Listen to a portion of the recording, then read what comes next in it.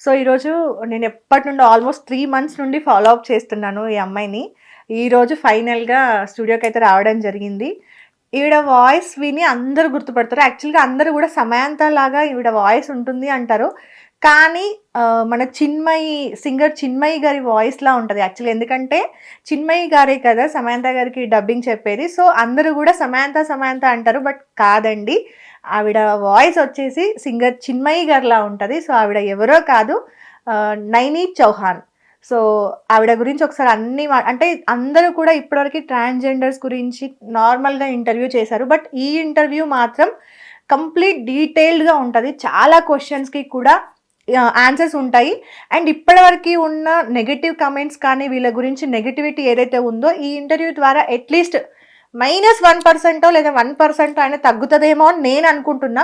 So, అవన్నీ questions కూడా నేను ఒకసారి తనని అడుగుతాను. తన నుండి ఆన్సర్స్ కూడా నేను మంచిగా క్లియర్‌గా ఎక్స్‌పెక్ట్ చేస్తున్నా.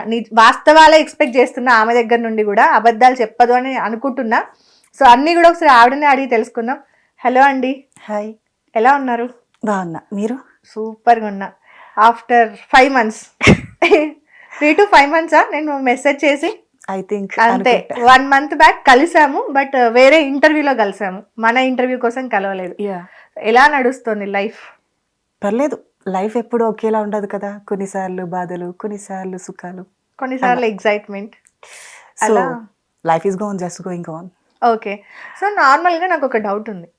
ఫస్ట్ అయితే ఆ డౌట్‌తో క్లియర్ చేసేసుకుంటాను. అందరూ గూడా సమాంత గారి వాయిస్ అని చెప్పి మాట్లాడుతూ ఉన్నారు కదా! కానీ యాక్చువల్‌గా సమాంత గారికి డబ్బింగ్ చెప్పేది సింగర్ చిన్మయి గారు గదా!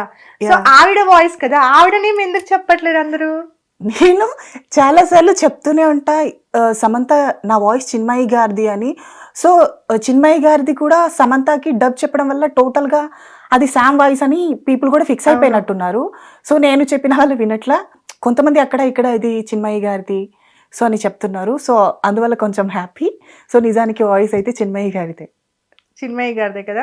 ఇది చిన్నప్పటి నుండి సేమ్ వాయిసా? లేదంటే ఆఫ్టర్ సర్జరీస్ వాయిస్ ఏమైనా చేంజ్ అయిందా? అలా ఏం లేదు. చిన్నప్పటి నుంచి ఇలానే ఉండేది. ఓకే. మా వాళ్ళు కూడా కొంతమంది అడుగుతూ ఉంటారు. వాయిస్ థెరపీ ఏమైనా తీసుకున్నారా? అవును. సర్జరీ ఏమైనా చేసుకున్నారా? నిజానికి నాకు వాటి కోసం కూడా తెలీదు. హ్మ్. సో, ఇవన్నీ వాళ్ళు చెప్పిన తర్వాత ఓకే. ఇవి కూడా ఉంటాయా అని అనిపించింది. ఓకే. ఇవి గూడా ఉన్నాయి. అసలు ఇవి మనకు తెలీదు. మనం ప్రపంచానికి చాలా దూరంగా బతుకుతున్నాము. అప్‌డేట్‌లో లేము. నిజం. నాకు ఇప్పటి వరకు తెలీదు. సో, వాళ్ళు అడిగిన తర్వాత ఓకే. ఇలా కూడా ఉంటుంది అని అప్పుడు రియలైజ్ అయ్యా. ఓకే. సో, ఇదైతే క్లారిటీ వచ్చేసింది.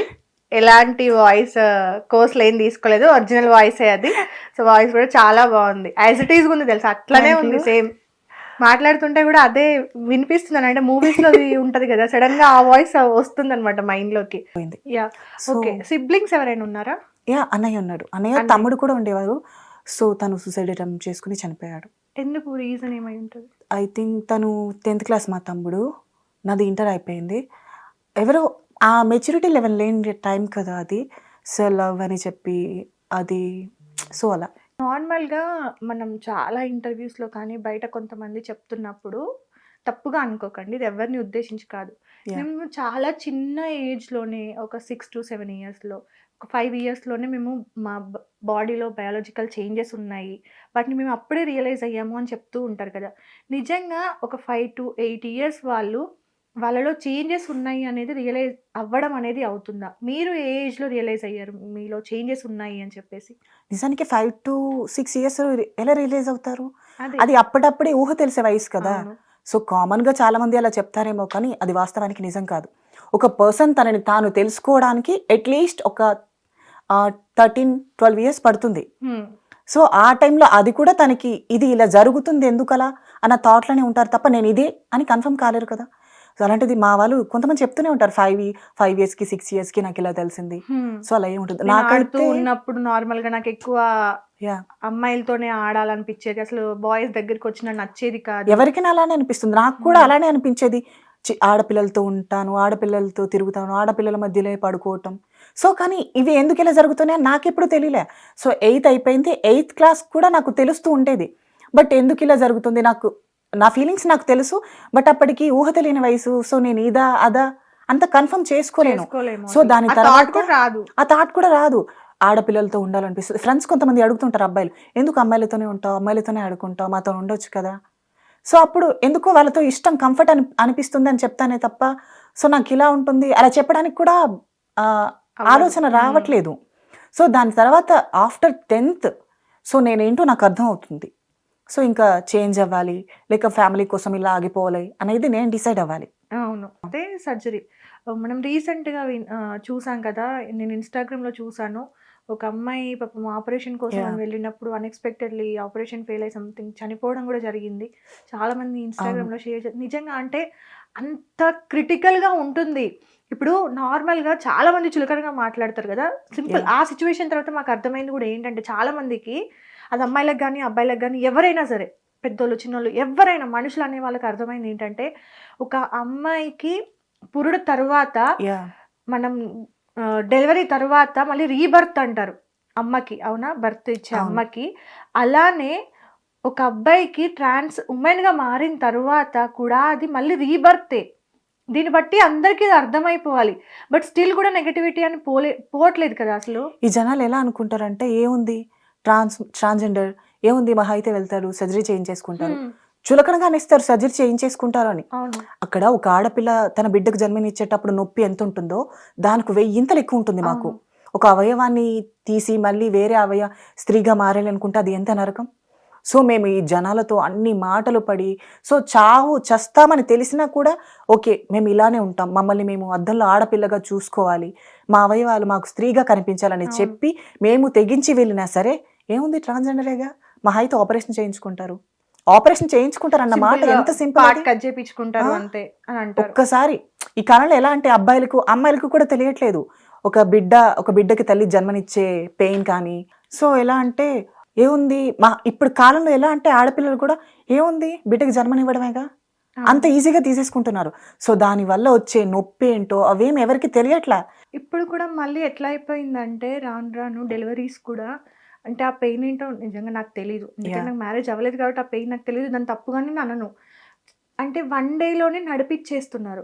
అంటే 1-2 డేస్‌లోనే డెలివరీ అయిపోగానే నడిపిచ్చేయడము.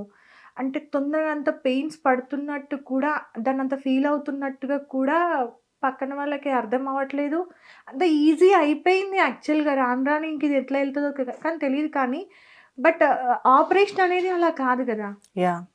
ఈ ఆపరేషన్ అనేది నిజంగా చాలా పెయిన్ ఉంటుందా? ఎలా పెయిన్? చాలా పెయిన్ ఉంటుంది. సర్జరీ అయిన తర్వాత 41 డేస్ నడవడానికి ఏం ఉండదు. సో ఇంకా అలానే ఉండాలి రూమ్ లో, కంప్లీట్ బెడ్ మీద. సో ఒకవేళ ఐ థింక్ 1 వీక్ తర్వాత ఎవరైనా మనకి లేవాలి అనిపించినా ఇంకొక 2-3 సపోర్ట్ తీసుకున్నాక తప్ప లేవడం జరగదు. సో అంతటి పెయిన్ ని అనుభవించాలి. ఓకే. సో నార్మల్గా సర్జరీస్కి వస్తే ఒక అబ్బాయి ఒక అమ్మాయిగా మారాలంటే ఇది చాలా పర్సనల్ క్వశ్చన్. బట్ సారీ, నిజంగా నేను అడుగుతున్నందుకు కూడా రియల్లీ సారీ. బట్ చాలా మందికి తెలియదు కాబట్టి అడుగుతున్నా. ఈ సర్జరీస్ చేయించుకుంటారు ఒక అబ్బాయి అమ్మాయిగా మారాలంటే. ఇది చాలా మందికి దీని మీద నాలెడ్జ్ లేకపోవడం వల్ల చాలా తప్పుగా మాట్లాడుతున్నారు. అందుకే అడుగుతున్నా. సో ఒక ట్రాన్స్ ఉమెన్ ఇప్పుడు ఒక అబ్బాయి ట్రాన్స్ ఉమెన్ గా మారాలి అనుకుంటే ఫస్ట్ డాక్టర్ కౌన్సిలింగ్ అవన్నీ అయిపోయిన తర్వాత 2 సర్జరీస్ ఉంటాయి. ఫస్ట్ సర్జరీ బాటమ్ సర్జరీ ఉంటుంది, దాని తర్వాత టాప్ సర్జరీ ఉంటుంది. సో అర్థం చేసుకోవచ్చు అనుకుంటా. సో 2 సర్జరీసే ఉంటాయి. సో దాని తర్వాత సర్జరీస్ ఏమీ ఉండవు అంతే. ఓకే. 2 సర్జరీస్ మాత్రమే మేజర్ సర్జరీస్. ఇంకా మిగతావి కూడా అంటే నార్మల్గా మాట్లాడుకుంటే లైక్ ముందు ఫేస్ కట్ వేరేలా ఉంటుంది కాబట్టి ఫేస్ కి సంబంధించిన సర్జరీస్ ఇవన్నీ కూడా లైక్ కొంతమంది నడుం షేప్ చేయించుకుంటారు అని విన్నాను, కొంతమంది లిప్ షేప్, ఇవన్నీ ఇంకా నార్మల్గా అమ్మాయిలు చేయించుకునేవే రెగ్యులర్ గా బయట ఉన్న సర్జరీస్. వీటికి సంబంధం లేదు. సో ఇప్పటి కాలంలో ఎలా అంటే మా ట్రాన్స్ ఉమెన్స్ కూడా ఓకే మేము అమ్మాయిలా మారాము, సో ఇంకా కొంచెం అందం కావాలి. ఇప్పుడు ఏ ఆడపిల్లకైనా ఉంటుంది కదా, నాకు ఈ అందం ఉంది, కొంచెం అందం కావాలి. సో మేము ఆడపిల్లల మారిన తర్వాత మాకు కూడా ఆ భావాలు వచ్చేస్తాయి ఇంకా.